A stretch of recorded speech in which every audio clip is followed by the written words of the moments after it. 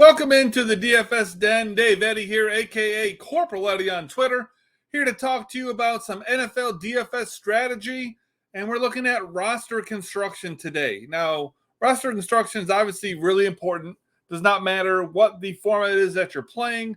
You need to build a lineup where it tells a story, okay?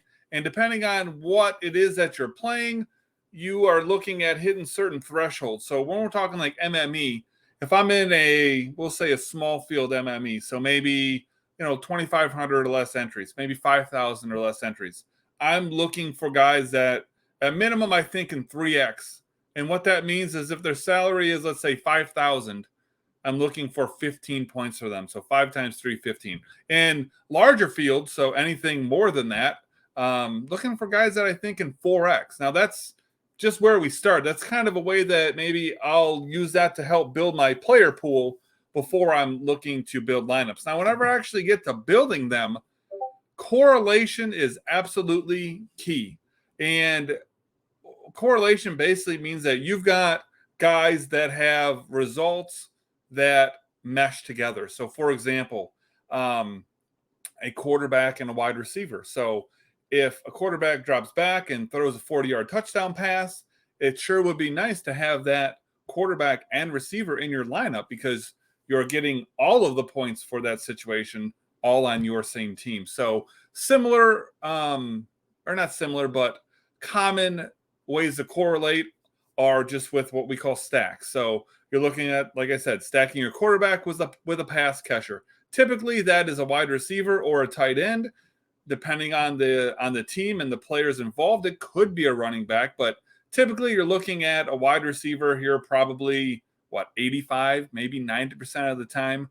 The tight end pretty much every other time. But you can also double stack. So you can also do a quarterback with 2 pass catchers. So you could do a quarterback and his top 2 receivers, his top receiver or his wide receiver 2 and a tight end. You could slip a running back in there as well. So you can go that route. You can also do what's called a game stack or running it back, which means you're picking somebody from the other team as well. Now, again, typically it's a wide receiver or a tight end, but it definitely could be a running back in that situation as a run back. Mostly what you're looking for here is you're looking to say the story that you're telling is this game's going to put up a lot of points.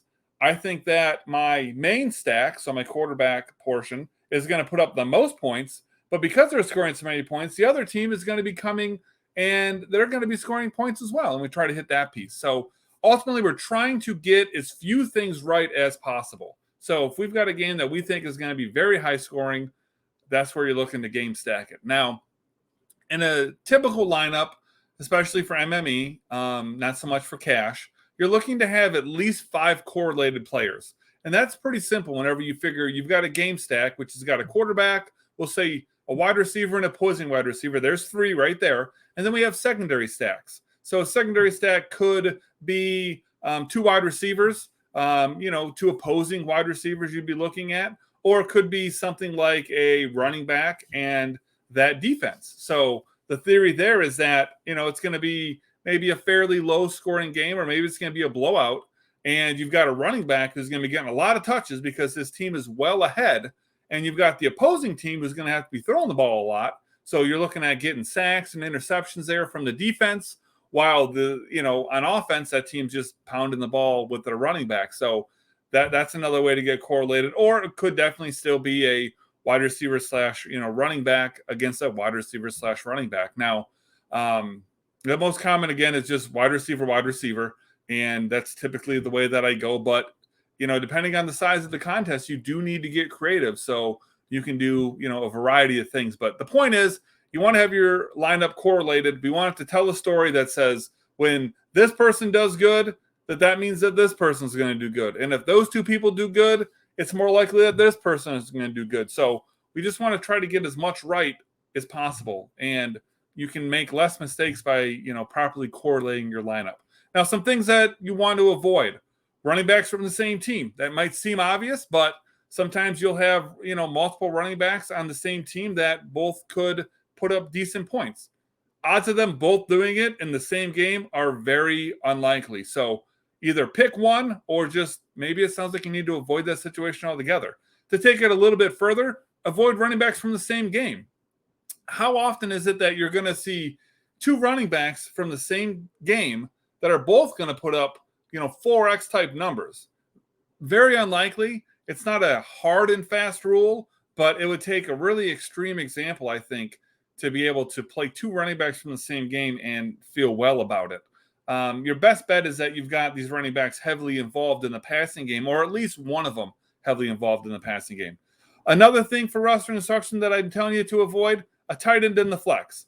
Seems like it makes sense sometimes because you can get those really cheap tight ends who, for whatever reason, typically injury-based, are going to have a role in the offense, we think, and you can, punt at tight end, and then you can also basically punt at the flex spot and think, well, I got two guys here who could have decent games, and look at all the money I'm going to save. That basically never works. So highly advise you to not put a tight end in the flex. The most likely path to having an optimal lineup is going to be having a wide receiver in the flex spot. Yeah, running back is fine, and a running back can work, but a wide receiver in that spot is going to be your best bet. So these are kind of the more simple things, but important things that you need to keep in mind whenever you're, constructing a lineup. You've also got to obviously consider, exactly what it is that you're in and, what it is you're trying to accomplish. So the larger the field, the more it needs to be correlated, and the more kind of off the board you need to get. But never get crazy. You always want to keep it reasonable. And so long as you're telling a story that makes sense, your lineup probably has a chance.